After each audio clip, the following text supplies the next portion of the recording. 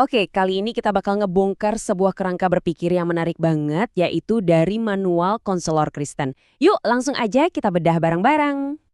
Coba deh, kita mulai dari pertanyaan ini. Pernah nggak sih kamu ngerasa bimbang? Di satu sisi ada hal yang pengen banget kamu lakuin, tapi di sisi lain ada hal yang kamu tahu seharusnya kamu lakuin. Nah, gimana tuh kalau dua hal ini bentrok? Nah, menurut manual ini ya, konflik batin yang kita rasain itu bukan cuma soal psikologis loh, kerangkanya beda banget. Ini dilihat sebagai isu yang lebih dalam lagi, yaitu masalah spiritual. Dan dari situ muncul definisi konseling yang sangat spesifik. Buat manual ini, konseling itu bukan sekedar sesi ngobrol biasa, tapi ini adalah sebuah pertempuran spiritual yang aktif melawan apa yang disebut kekuatan gaib kegelapan. Intinya, manual ini seolah-olah menyajikan hidup itu cuma punya dua jalur. Nggak ada jalan tengah.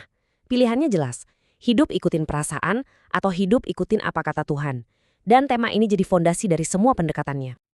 Oke, terus gimana dong manual ini ngasih saran buat kita menghadapi bentrokan antara perasaan sama kewajiban?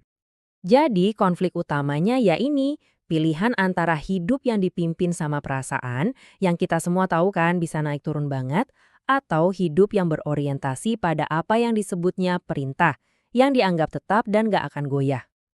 Biar lebih kebayang, manual ini ngasih contoh dialog. Coba bayangin ada klien yang datang ke konselor, terus bilang kayak gini soal pernikahannya. Kosong, gak ada rasa apa-apa lagi.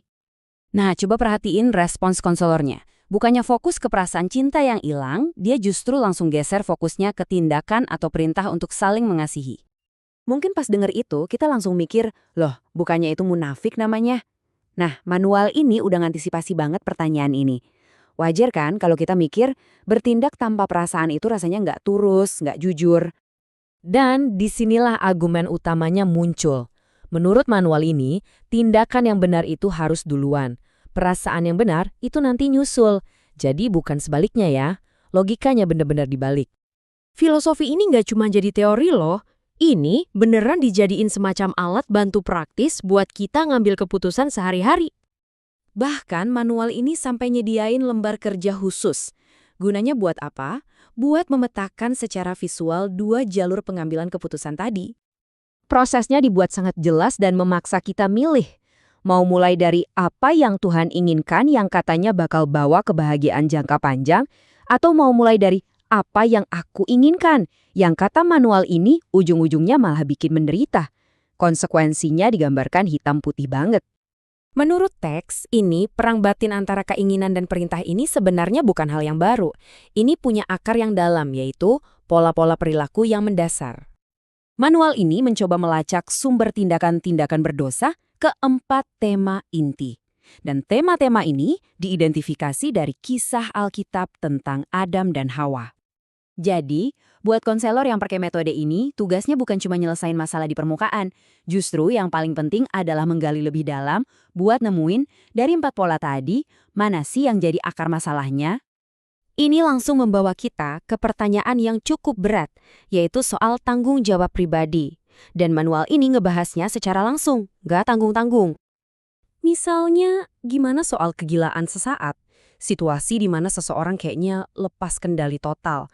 Apakah dia bisa dianggap nggak bertanggung jawab atas tindakannya? Manual ini sama sekali nggak setuju sama ide kegilaan sesaat itu. Mereka pakai metafora yang kuat banget tentang kain lap berminyak. Idenya, ledakan emosi itu bukan sesuatu yang tiba-tiba, tapi hasil yang udah bisa diprediksi dari tumpukan kebiasaan-kebiasaan buruk dari waktu ke waktu. Gak berhenti di situ, prinsip tanggung jawab ini diperluas lagi, bahkan sampai ke anak-anak. Nah, ini konsep yang mungkin kedengarannya agak aneh buat sebagian besar dari kita. Dan disinilah kita bisa lihat betapa tegasnya pendirian manual ini.